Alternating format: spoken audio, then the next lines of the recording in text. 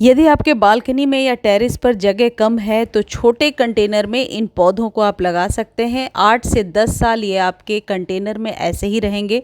Root division से या cutting से इन पौधों को आप किसी और कंटेनर में लगा सकते हैं, यानी एक पौधे से बहुत सारे पौधे बना सकते हैं। और ये है मनी प्लांट। आप देखिए मैंने 5 इंच के कंटेनर में लगाया है और ये बहुत ही बढ़िया चल रहा है। मनी प्लांट हमेशा 6 से 8 के बीच के कंटेनर में बहुत बढ़िया ग्रो करता है। वैसे तो मनी प्लांट ज़मीन में भी लगा सकते हैं। मनी प्लांट की कटिंग यदि लगाना चाहते हैं तो फैब में लगा लीजिए। रूट डिवीज़न से भी आप मनी प्लांट को लगा सकते हैं। मनी प्लांट की पत्तियों को हरा बनाने के लिए 1 चम्मच चाय पत्ती आप पानी में भिगो दीजिए 4-5 घंटे के लिए, और फिर उसके पानी को आप जड़ों में डालिए और स्प्रे कीजिए। देखिए ये फाइलोडेंड्रॉन है, ये सारे बहुत ही ज़्यादा स्वस्थ हैं सर्दियों में भी, क्योंकि इस खाद के इस्तेमाल से पौधे को फ्री में नाइट्रोजन मिलता है जो मनी प्लांट के लिए एग्जैक्टली चाहिए। इन पौधों को हमेशा छोटे कंटेनर में लगाना चाहिए। यह है क्रोटोन का पौधा। ये नेचुरल एयर प्यूरीफायर है, यानी कि ये ऐसे जगह पे आप लगाइए जहाँ से कि थोड़ी सी शेड में थोड़ी सी रोशनी इसे मिलती रहे। ये जो पौधे होते हैं ये हवा को शुद्ध करते हैं और अपने आसपास के वातावरण में बहुत ही पॉजिटिव इन्वायरमेंट को बना करके रखते हैं।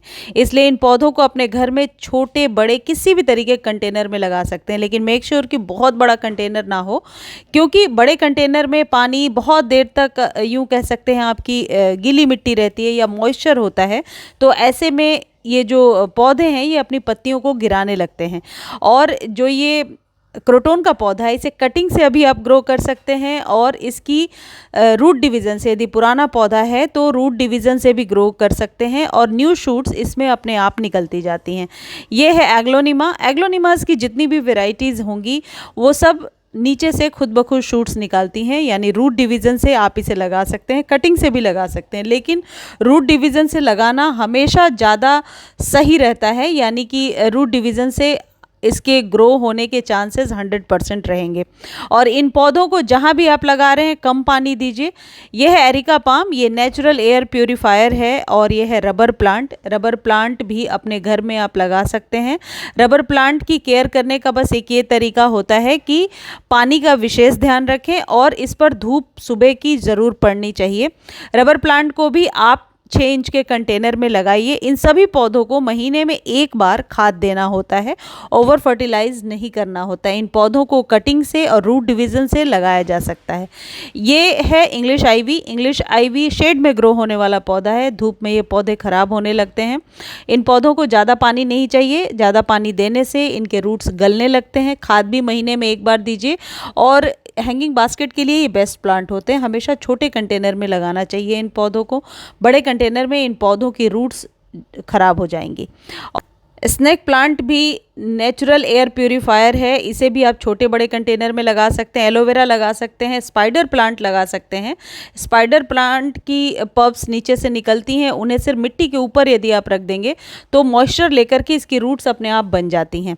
जो स्नेक प्लांट है उसे आप पानी में भी ग्रो कर सकते हैं और सॉइल में भी ग्रो कर सकते हैं। उसकी एक पत्ती लंबी सी लीफ ले लीजिए, उसमें 3-4 कट कीजिए और 3-4 आप पौधे तैयार कर सकते हैं। सिंगोनियम को भी आप रूट डिवीज़न से अलग कर सकते हैं, कटिंग से अलग कर सकते हैं। सिंगोनियम के बहुत सारे कलर्स आते हैं जो अभी आपको नर्सरी पर 50 रुपीज़ के आसपास मिल जाएंगे। इन पौधों को बड़े कंटेनर में नहीं लगाना है। बार बार मैं सिर्फ इसलिए रिपीट कर रही हूँ इस बात को ताकि आपका पौधा ख़राब ना हो और एक बार जब आप लेकर आएँ तो सालों साल ये आपके गार्डन में ऐसे ही रहे। अगला है पान का पौधा। एक शुभ पौधा माना जाता है और हर घर में ये पौधा होना चाहिए। पान के पौधे को बड़े कंटेनर में लगाने से इसके रूट्स गलने लगते हैं। हालांकि ज़मीन में भी लोग लगाते हैं, लेकिन यदि आप कंटेनर गार्डनिंग कर रहे हैं तो हमेशा 5 से 6 इंच के कंटेनर में ही पान के पौधे को लगाइए और पानी का विशेष ध्यान रखिए। इसके पत्तियों को सिर्फ स्प्रे करते रहिए, जड़ों में पानी कम दीजिए। धूप बिल्कुल भी नहीं चाहिए इस पौधे को।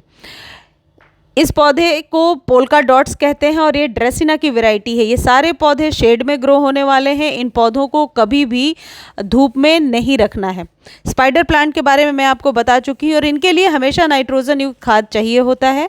ये मॉन्स्टेरा की ही एक वैरायटी है। मॉन्स्टेरा की जितनी भी वैरायटी होती है उन्हें धूप से बचा करके रखना होता है, छोटे कंटेनर में लगाना होता है। इन पौधों को आप कटिंग से ग्रो कर सकते हैं, रूट डिवीज़न से भी ग्रो कर सकते हैं।